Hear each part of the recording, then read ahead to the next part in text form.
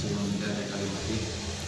Alhamdulillahirrahmanirrahim. Terima kasih untuk teman dan keluarga pesantren yang telah menyediakan tempat yang diridhoi oleh Allah Subhanahu wa taala. Amin. Pada sore hari ini saya ingin berdiskusi dengan teman-teman, yaitu tentang yang berjudul doa, ya. Doa wal ibadah. Jadi doa itu adalah ibadah. Dari tadi sebenarnya kalau kita simak, kalau kita perhatikan, tidak jauh dari kata doa dan kata Al-Quran. Kenapa? Karena di Al-Quran kita bisa mendapatkan doa-doa yang sangat baik dan sangat bagus. Terus tempat yang paling indah, tempat yang paling nikmat yaitu masjid, dan tempat yang paling indah dan paling nikmat yaitu curhat kepada Allah Subhanahu wa taala. Allah tidak perlu kita berbahasa Arab, lebih bagus pakai bahasa Arab.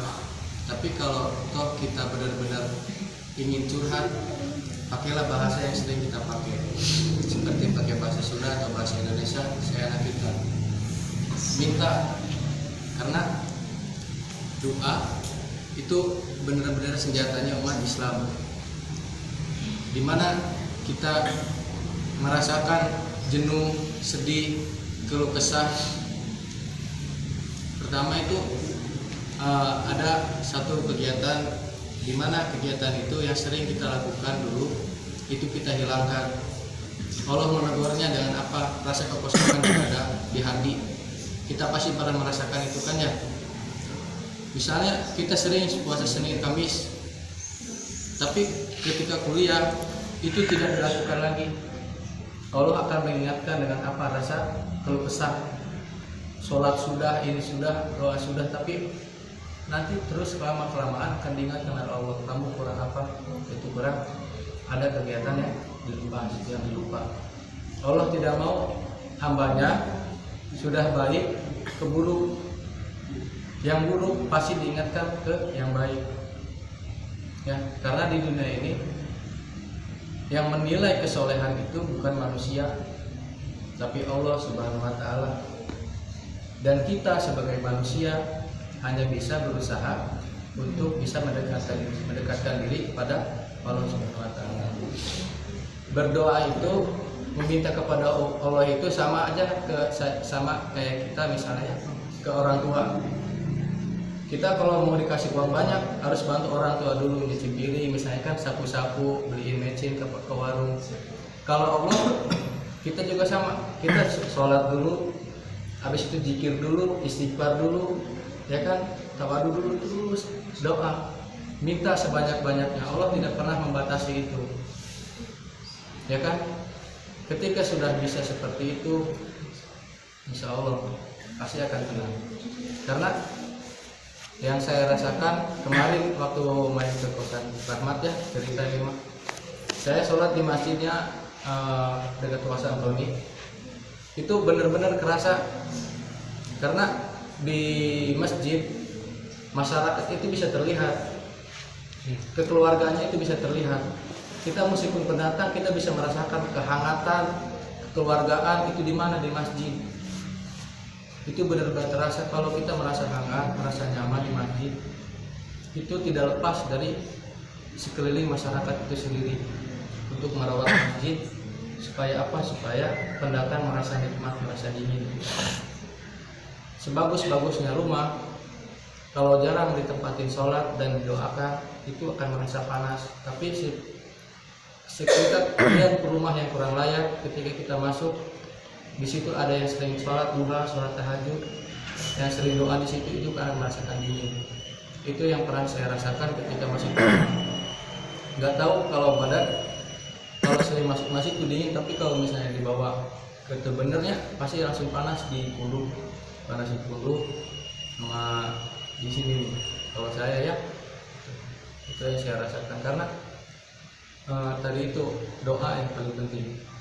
Sampai Allah ada kan di atasnya atau terakhir yang muqallibal qulub sabit qalbi ala dini wa ala ta'atika subhanaka inni kuntu minadz zalimin, ya itu ada untuk menetapkan hati kita kepada agama Allah, ya kan, itu doanya sudah ada.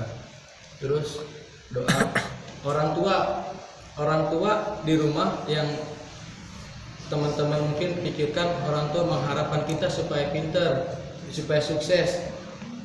Teman-teman mungkin mikir gitu, tapi sebenarnya salah.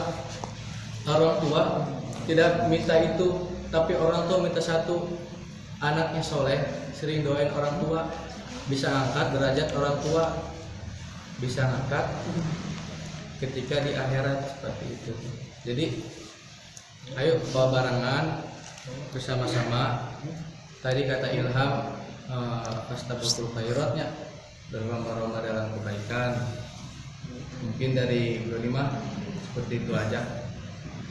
Ya, jadi tadi kata Gonite ya, tempat terindah, tempat ternyaman, tempat tersejuk itu ialah masjid. Yang pertama ya. Yang keduanya itu bahwa doa itu senjatanya umat muslim.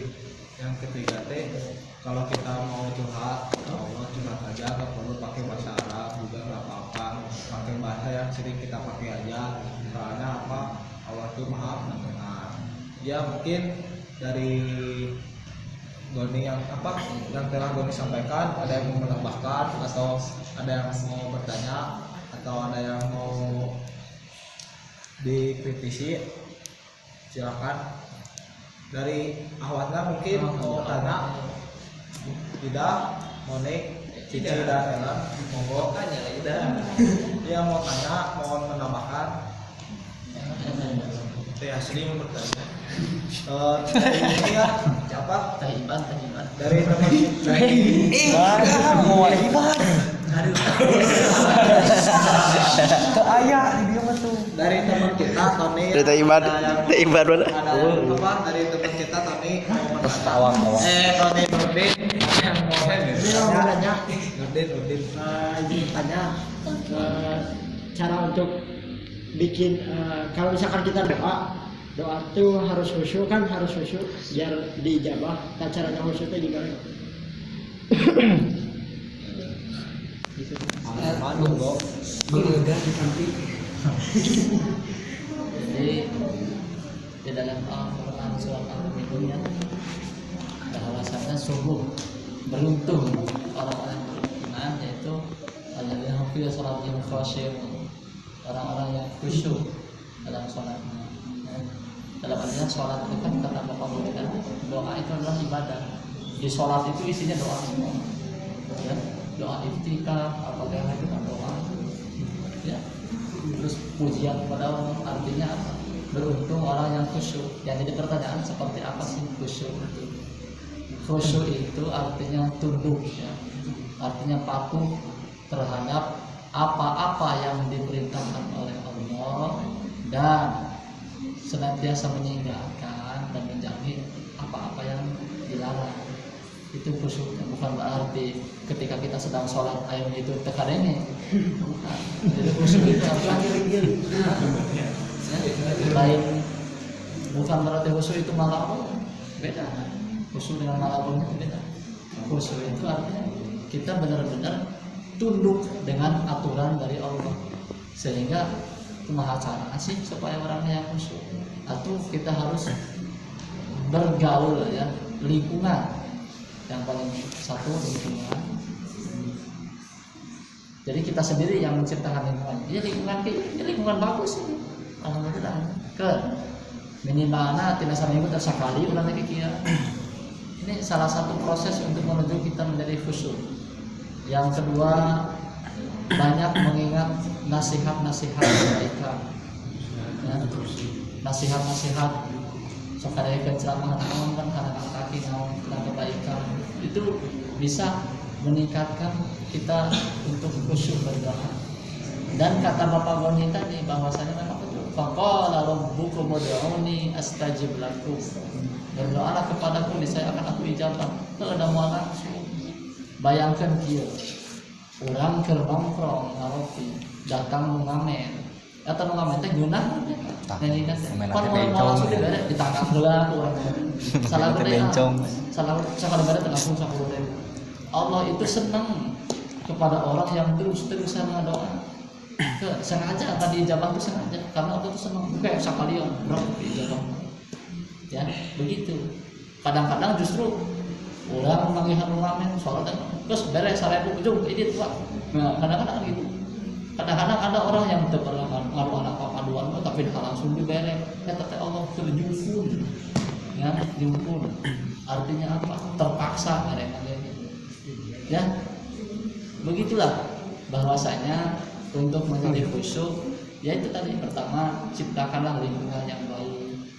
Yang kedua perhatikan nasihat-nasihat kebaikan dari para ulama, dari teman-teman. Kan salah satu orang yang beriman itu adalah watawasau bil haq watawasau bis sabr, bernasihati dalam kebenaran dan dalam kesabaran. Azin sedang diputus cinta, nasihatilah, sabar Zin.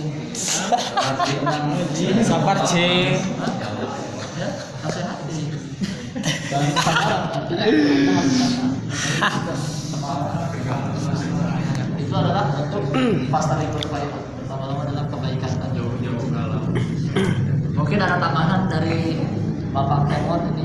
Kemon dia itu jadi Nurdin apa gimana tidak menjawab buat Kemon atau Surya atau Adu aku kalau mau menamakan belum selama kitanya lagi di rumah Pak tadi itu pernah berkata dalam kitanya yakinlah pada diri kita untuk senantiasa memohon kepada Allah Subhanahu Wa Taala. Buat masalah kita doanya dikabulin atau tidaknya itu sudah direncanakan oleh Allah. Asalkan kita sudah meminta, kita sudah memanjatkan diri kita, sudah menyerahkan diri kita kepada Allah. Karena ya tiada Tuhan selain Allah, dan tiada tempat lain selain kita berpaling kepada Allah, meminta kepada Allah. Jadi ya kita jangan berdoa, jangan salah niat. Kita emang benar-benar berdoa, tapi kita niatnya jangan saya pengen doa ini dikabulkan, saya pengen Allah mendengar. Sebelum kalian ngomong seperti itu, Allah itu sudah mendengar dan sudah akan mengabulkan doa umat yang serius itu. Jadi kalau kita doa itu kita niatkan doanya itu benar-benar untuk diri kita, doanya itu benar-benar untuk kita kepada Allah, bukan karena ingin dilihat oleh orang lain, bukan karena kita ingin dipuji atau karena kita dianggap orang yang positif di pandangan orang lain. Itu sebagaimana yang dijelaskannya oleh ulama kita, pengarang kitab Wal-Fatihah ini.